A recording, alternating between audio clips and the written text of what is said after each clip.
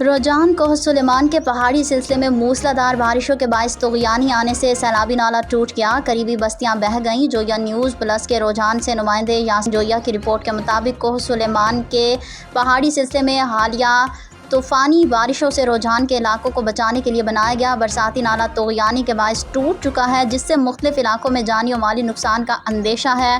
رجحان کے آس پاس کے علاقے بھی اس تباہی سے شدید متاثر ہوئے ہیں۔ سیم نالہ متعدد جگہ سے ٹوٹنے سے انڈس ہائی وے کے قریبی بستیوں بستی جویا، بستی سیلاف اور بستی لالانی میں برساتی پانی داخل ہو چکا ہے، جس نے ہر طرف تباہی مچا دی ہے۔ غریبوں کی ان بستیوں کو تباہ و برباد کر دیا ہے، مکانات گر چکے ہیں اور لوگ کھلے آسمان تلے بیٹھے ہیں۔ یہاں ابھی تک حکومت پنجاب کی طرف سے کسی قسم کی غذائی امداد نہیں پہنچی۔